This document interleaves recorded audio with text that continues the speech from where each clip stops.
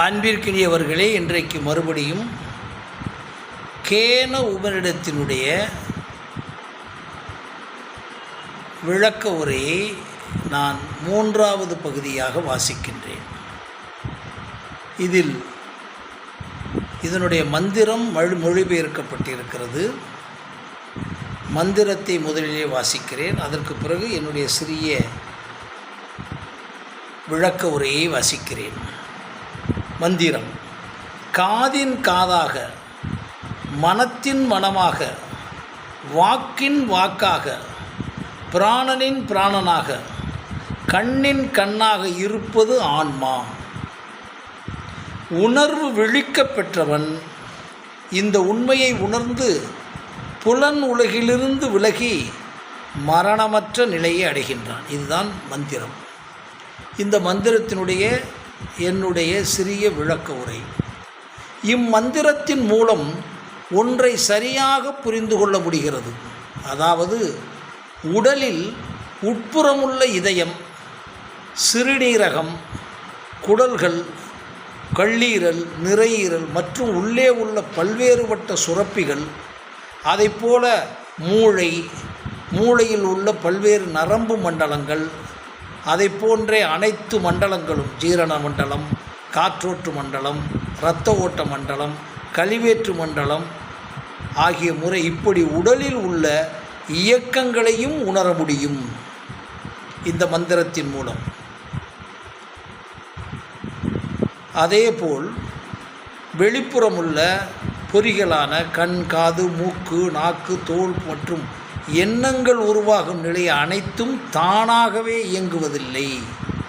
கண் உடம்பில் இருக்கும் வரைதான் பார்க்கின்றது, காது உடம்பில் இருக்கும் வரைதான் கேட்கிறது.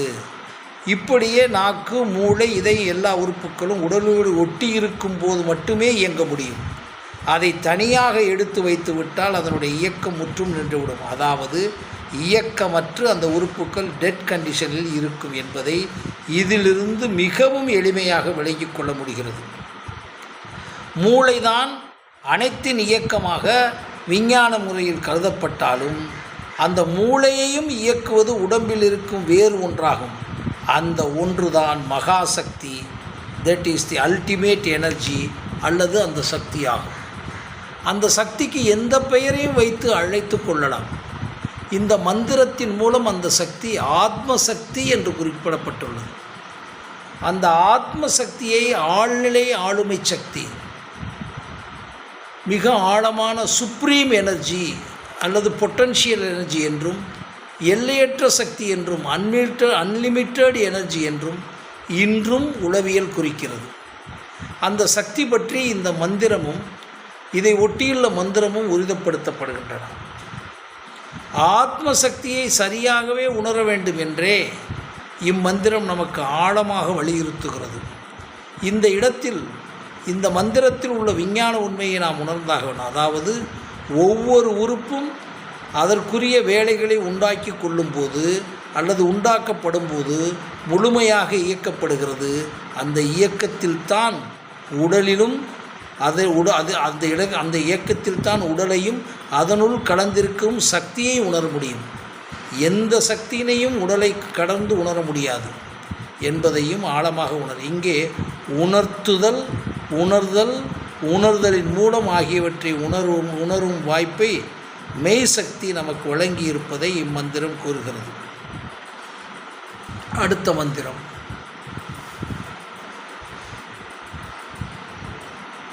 அங்கே கண் செல்வதில்லை, வாக்கும் மனமும் செல்வதில்லை. எனவே அது எத்தகையது என்பதை எங்களுக்கு தெரியாது. அதனை எப்படி பிறருக்கு புரிய வைப்பதும் எங்களுக்கு தெரியாது என்று மந்திரம் சொல்லுகிறது. இம்மந்திரத்தின் மூலம் ஆன்மா பற்றியும் அதன் சக்தி பற்றியும் மறுபடியும் ஆராயப்படுகிறது. அதாவது, ஆன்மாவை மனமும் கண்களும் வாக்கும் விளக்க முடியாது. அது சூட்சுமமாக இருப்பதாகும். இந்த அதிரகசியத்தை புலன்களால் உணர முடியாது. அதனால்தான் எப்படி இதை புரிய வைப்பது என்று இம்மந்திரத்தின் மூலம் உபநிடத ரிஷிகள் வெளிப்படுத்துகின்றனர். அதே நேரத்தில் இன்னொன்றை மறைமுகமாக உணர்த்துகின்றன. ஆன்மா என்பது மனித மனத்தாலோ புலன்களாலோ உணர முடியாதது. ஆனால் கீதையில் கூறியது போல் ஆத்மாவை ஆத்மாவில் தான் உணர முடியும் என்பதும் உயர்த்தப்படுகிறது. கீதை உபநிடதத்திற்கு பிறகு வந்தது என்றாலும் இம்மந்திரத்தின் மறு ஒளிபரப்பாக அது அமைகிறது.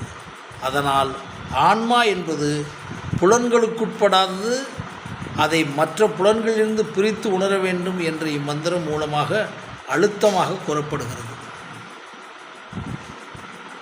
அடுத்த மந்திரம்.